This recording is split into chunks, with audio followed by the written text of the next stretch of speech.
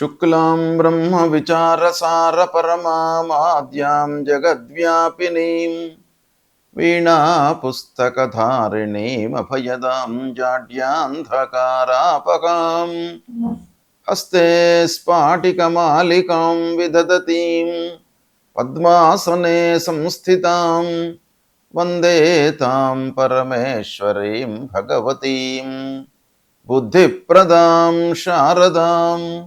శ్రీ మహాగణాధిపతయే నమః. శ్రీ మహాసరస్వత్యై నమః. శ్రీ గురుభ్యో నమః.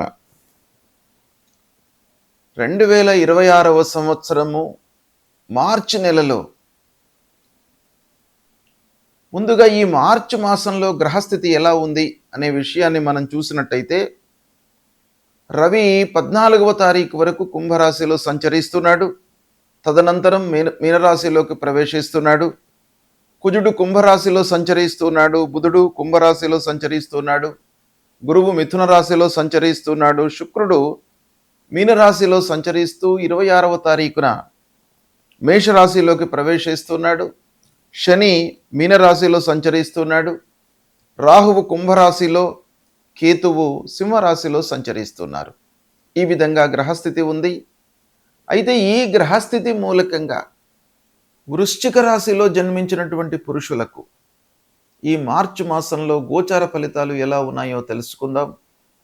ఈ మార్చి నెలలో ఉన్నటువంటి గ్రహస్థితి మూలకంగా ఎలాంటి ఫలితాలు ఉండబోతున్నాయి, ఈ గ్రహాలు ఏ ఏ స్థానాలలో ఉన్నారు, తద్వారా ఎలాంటి ఫలితాలు ఉంటాయి అనేటువంటిది క్రోడీకరించి, అంటే సాముదాయికంగా అన్ని గ్రహాలను కూడాను మనం లెక్కలోకి తీసుకొని ఫలితాలను చూసినట్టయితే, వృశ్చిక రాశిలో జన్మించినటువంటి వాళ్ళు, ఉద్యోగ రంగంలో ఉన్నటువంటి వాళ్ళైతే కొంత పనిభారం పెరుగుతుంది.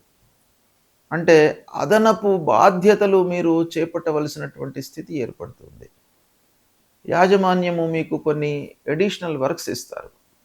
తద్వారా మీరేంటంటే ఒత్తిడికి గురయ్యేటువంటి అవకాశము ఉంది. ఇన్ టైం లోపల పనులు చేయకపోవడం మూలకంగా, పనులు పూర్తి కాకపోవడం మూలకంగా మీరు కొంత బ్యాడ్ నేమ్ వచ్చేటువంటి అవకాశాలు ఉన్నాయి. కాబట్టి దాన్ని దృష్టిలో పెట్టుకొని ఇన్ టైంలో మీరు అయినంత మట్టుకు పనులు పూర్తి చేయడానికై మీరు ప్రయత్నాలు చేయండి. తద్వారా కొంత మీకు తగ్గే అవకాశాలు ఉంటాయి. ఇక ఖర్చులు పెరుగుతాయి. ఆరోగ్య విషయంపై మీరు జాగ్రత్త వహించడం చాలా అవసరము.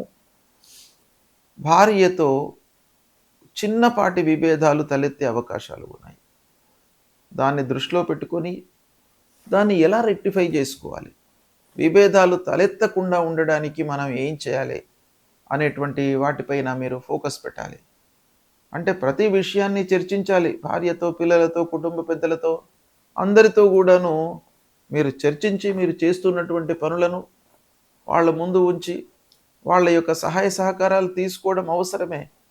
అయినప్పటికీ డీప్ డిస్కషన్లోకి వెళ్ళినట్టయితే విభేదాలు తలెత్తే అవకాశాలు ఉంటాయి. కాబట్టి మీరు దాని నుండి కొంత జాగ్రత్త వహించండి. ఆరోగ్యం విషయం లోపల కూడాను మీరు జాగ్రత్తలు తీసుకోవాలి. ఇక వ్యాపారంలో ఉన్నటువంటి వాళ్ళు, వృశ్చిక రాశిలో జన్మించి వ్యాపార రంగంలోనే మొదటి నుండి కూడాను ఉంటున్నటువంటి వాళ్లకు ఈ మాసంలో మిశ్రమ ఫలితాలు గోచరిస్తున్నాయి. ఇక రుణాలు తీసుకున్నటువంటివి మీరు రిపే చేస్తారు. అది ఒకటి సంతోషకరమైనటువంటి వార్త. ఏదో రకంగా మీకు ఆదాయం సమకూరుతుంది. ఇచ్చే వాళ్ళకి మీరు డబ్బులు ఇచ్చివేస్తారు. స్నేహితుల సహాయ సహకారము కొన్ని విషయాలలో మీకు అవసరం పడుతుంది. ఇక పిల్లల విషయంలో కొంత జాగ్రత్తలు తీసుకోవాలి.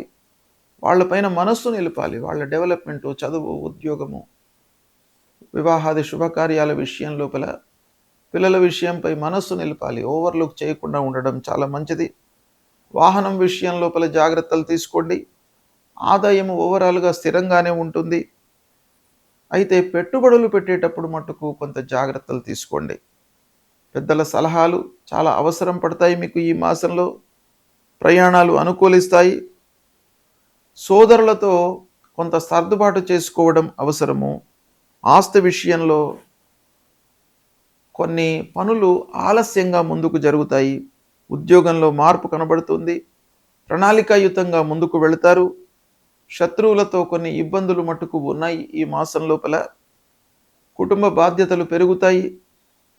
ఇకపోతే మిత్రుల యొక్క సహాయ సహకారాలు మీకు చాలా కొండంత బలాన్ని ఇస్తుంది. ఓవరాల్గా మనకు చూసినట్టయితే ఈ మాసము 3వ వారము 4వ వారం లోపల మీకు కొంత సంతృప్తికరమైనటువంటి ఫలితాలు ఉంటాయి. ఓవరాల్గా చూసినట్టయితే మీరు ఓపికతో ఉన్నట్టయితే సత్ఫలితాలను పొందుతారు. గ్రహస్థితి ప్రతికూలంగా ఉన్నప్పుడు మనము ఏమి చేయాలి? మన వైపు నుండి కొన్ని కర్తవ్యాలు మనకు శాస్త్రంలో చెప్పబడి ఉన్నాయి. ఒకటి, ప్రధానంగా ఏ గ్రహాలైతే మనకు ప్రతికూలంగా ఉన్నాయో వాటికి సంబంధించినటువంటి కారకత్వాలు, వాటికి సంబంధించినటువంటి వాటిపై మనము నియంత్రణతో ఉండాలి. అంతేకాకుండా అనుగ్రహము కొరకై కొన్ని పరిహారాలు చేసుకోవాలి. సూర్యుడు ప్రధానమైనటువంటి గ్రహము. సూర్యుడు ప్రతికూలంగా సంచరిస్తున్నప్పుడు అనారోగ్య సమస్యలు కానివ్వండి, శారీరక రుగ్మతలు, మానసికంగా ఇబ్బందులు, పనుల లోపల ఆటంకాలు, ఇలాంటివి మనకు జరిగేటువంటి అవకాశాలు ఉంటాయి. కాబట్టి సూర్యుడు ప్రతికూలంగా ఉన్నప్పుడు తప్పకుండా మనము మూలమంత్రాన్ని జపించడము. సూర్యుడికి సంబంధించినటువంటి మూలమంత్రము జపా కుసుమ సంకాశం కాశ్యపేయం మహద్యుతిం తమోరిం సర్వపాపఘ్నం ప్రణతోస్మి దివాకరం అనేటువంటి ఈ మూలమంత్రాన్ని ప్రతినిత్యం కూడాను చదువుకోవడము. తర్వాత సూర్యుడికి నమస్కారము చాలా ముఖ్యమైనటువంటిది. నమస్కార ప్రియో భానుహు అని మనకు శాస్త్రం చెప్తోంది. ఆ సూర్యనారాయణుడికి ప్రతినిత్యం కూడాను ఉదయం పూట లేచి 12 మార్లు సూర్యుడికి నమస్కారం చేసుకొని 3 సార్లు అర్ఘ్యప్రదానం చేసినట్టయితే మీకు ఆ సూర్యుడి యొక్క అనుగ్రహం లభిస్తుంది. తద్వారా ఆరోగ్య సమస్యలు మీ దరి చేరకుండా ఉంటాయి. అంటే మీరు ఆరోగ్యంగా ఉంటారు సూర్య నమస్కారాలు చేసినట్టయితే.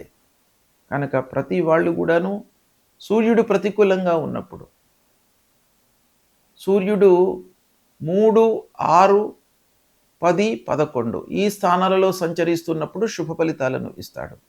ఇవి కాకుండా మిగతా స్థానాలలో సంచరిస్తున్నప్పుడు మీరు పరిహారం చేసుకోండి. ప్రతినిత్యం కూడాను సూర్యుడికి నమస్కారాలు చేసినట్టయితే మీకు చాలా మంచి ఫలితం వస్తుంది. కనుక దీన్ని దృష్టిలో పెట్టుకోండి. ఇక రెండవది, మనకు ప్రతికూలమైనటువంటి ఫలితాలను ప్రభావితం చేసేటువంటి గ్రహము అంగారకుడు, అంటే కుజగ్రహము. ఈ కుజుడు 3, 6, 11 స్థానాలలో సంచరిస్తున్నప్పుడు మంచి ఫలితాలను ఇస్తాడు. ఉచ్చ స్థానంలో సంచరిస్తున్నప్పుడు మంచి ఫలితాలను ఇస్తాడు. మిత్రక్షేత్రాలలో సంచరిస్తున్నప్పుడు మంచి ఫలితాలను ఇస్తాడు.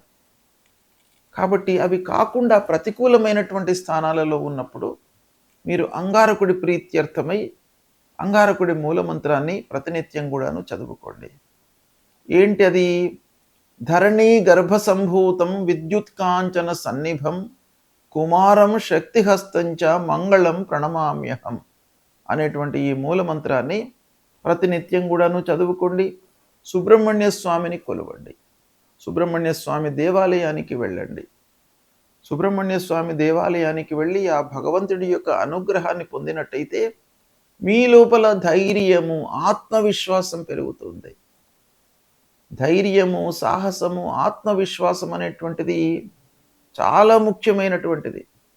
పనుల లోపల మనకు విజయం చేకూర్చడానికి ఆత్మవిశ్వాసం చాలా ముఖ్యమైనటువంటి పాత్రను పోషిస్తుంది. కాబట్టి అది మీకు సుబ్రహ్మణ్య స్వామిని కొలవడం మూలకంగా వస్తుంది. కాబట్టి సుబ్రహ్మణ్య స్వామి దేవాలయానికి వెళ్ళండి. ఇక బుధుడు మీకు మంచి ఆలోచనలను, సమయస్ఫూర్తిని, తర్వాత వ్యాపారంలో మీకు అనుకూలతను ఇచ్చేటువంటి గ్రహము. అలాంటి బుధుడు మీకు ప్రతికూలంగా ఉన్నప్పుడు మీరు విష్ణు సహస్రనామ పారాయణం చేయండి. బుధుడికి సంబంధించినటువంటి మూలమంత్రంతో పాటుగా విష్ణు సహస్రనామ పారాయణము. ఒకవేళ విష్ణు సహస్రనామం చేయడానికి మీకు సమయము చిక్కనట్టయితే అందులో విష్ణు సహస్రనామాలలో ఉన్నటువంటి చివరి శ్లోకం వనమాలి గదీ శారంగి శంఖీ చక్రీ చ నందకి శ్రీమాన్ నారాయణోర్విష్ణు వాసుదేవోభిరక్షతు అనేటువంటి ఈ మంత్రాన్ని ప్రతినిత్యం కూడాను చదువుకున్నట్టయితే మీకు ఆ భగవంతుడు శ్రీమన్నారాయణుడు మీకు మంచి ఆలోచనలను సమయం లోపల నిర్ణయాలను తీసుకునేటువంటి ఒక మంచి బుద్ధిని ఇస్తాడు. తద్వారా మీకు వ్యాపారంలో లాభం చేకూరుతుంది, ఉద్యోగంలో మీరు మంచి స్థితిలో ఉంటారు, మంచి పనితనాన్ని మీరు ప్రదర్శిస్తారు. ఇలాంటి ఎన్నెన్నో విషయాల లోపల కూడాను మీకు మంచి ఫలితము ఆ శ్రీమన్నారాయణుడి మూలకంగా అనుగ్రహం లభిస్తుంది. కనుక ఇది చెయ్యండి మీరు. తర్వాత గురువు ప్రతికూలంగా ఉన్నప్పుడు గురు మూలమంత్రాన్ని చదువుకోవడము, గురువులను సందర్శించుకోవడము, సద్గురువుల యొక్క ప్రవచనాలను వినడము, దక్షిణామూర్తి స్తోత్ర పారాయణం చేయడము, తర్వాత మూలమంత్రము గురువుకు సంబంధించినటువంటి మూలమంత్రం ఉంటుంది. దేవానాంచ ఋషీణాంచ గురుం కాంచన సన్నిభం వందనీయం త్రిలోకానాం తం నమామి బృహస్పతిం అనేటువంటి ఈ మూలమంత్రాన్ని ప్రతినిత్యం కూడాను చదువుకోండి. తల్లిదండ్రులను సేవించండి. ముఖ్యంగా గురువు మీకు ప్రతికూలంగా ఉన్నప్పుడు 2, 5, 7, 9, 11 ఈ స్థానాలలో సంచరిస్తున్నప్పుడు గురువు మీకు మంచి ఫలితాలను ఇస్తాడు. ఉచ్చ స్థానంలో ఉన్నప్పుడు మంచి ఫలితాన్ని ఇస్తాడు. మిత్రక్షేత్రంలో సంచరిస్తున్నప్పుడు మంచి ఫలితాలను ఇస్తాడు. శుభ దృష్టితో ఉన్నప్పుడు మంచి ఫలితాలను ఇస్తాడు.